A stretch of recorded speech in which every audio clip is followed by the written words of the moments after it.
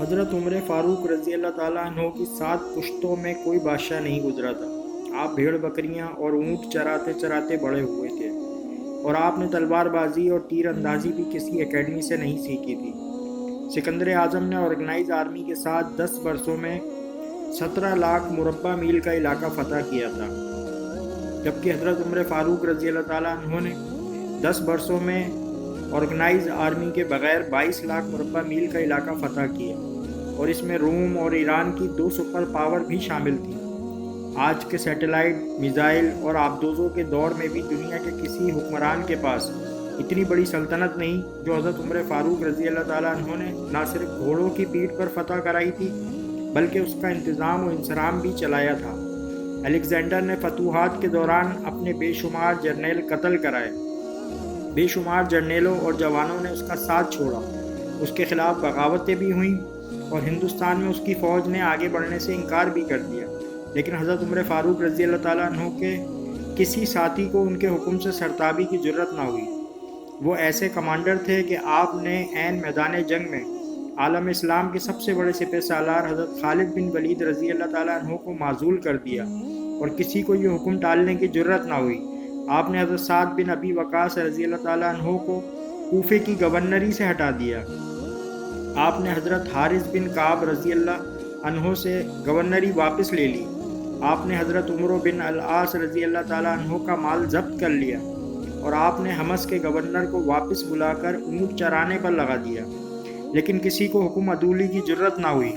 Alexander نے 17 لاکھ مربع میل کا علاقہ فتح کیا، لیکن دنیا کو کوئی نظام، کوئی سسٹم نہ دے سکا، جبکہ حضرت عمر فاروق رضی اللہ تعالیٰ عنہ نے دنیا کو ایسے سسٹم دیے جو آج تک پوری دنیا میں رائج ہیں۔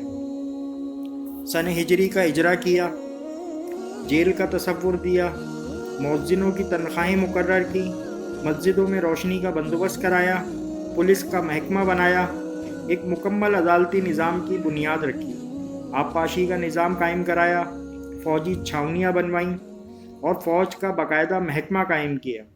آپ نے دنیا میں پہلی بار دودھ پیتے بچوں، معذوروں، بیواؤں اور بے آسراؤں کے وظائف مقرر کیے۔ آپ نے دنیا میں پہلی بار حکمرانوں، سرکاری عہدیداروں اور والیوں کے اثاثے ڈکلیئر کرنے کا تصور دیا۔ آپ نے بے انصافی کرنے والے ججوں کو سزا دینے کا سلسلہ بھی شروع کیا۔ آپ نے دنیا میں پہلی بار حکمران کلاس کی اکاؤنٹیبلٹی شروع کی۔ آپ راتوں کو تجارتی قافلوں کی چوکیداری کرتے تھے۔ آپ فرمایا کرتے تھے، جو حکمران عدل کرتے ہیں وہ راتوں کو بے خوف سوتے ہیں۔ آپ کا فرمان تھا، قوم کا سردار قوم کا سچا خادم ہوتا ہے۔ آپ کی مہر پر لکھا تھا، عمر نصیحت کے لیے موت ہی کافی ہے۔ آپ کے دسترخوان پر کبھی 2 سالن نہیں رکھے گئے۔ آپ زمین پر سر کے نیچے اینٹ رکھ کر سو جاتے تھے۔ آپ سفر کے دوران جہاں نیند آ جاتی تھی، آپ کسی درخت پر چادر تان کر سایہ کرتے تھے اور سو جاتے تھے، اور رات کو ننگی زمین پر دراز ہو جاتے تھے۔ آپ کے کرتے پر 14 پیوند تھے، اور ان پیوندوں میں ایک سرخ چمڑے کا پیوند بھی تھا۔ آپ موٹا کھردرا کپڑا پہنتے تھے۔ آپ کو نرم اور باریک کپڑے سے نفرت تھی۔ آپ کسی کو جب سرکاری عہدے پر فائز کرتے تھے تو اس کے اثاثوں کا تخمینہ لگوا کر اپنے پاس رکھ لیتے تھے، اور اگر سرکاری عہدے کے دوران اس کے اثاثے میں اضافہ ہو جاتا تو آپ اس کی اکاؤنٹیبلٹی کرتے تھے۔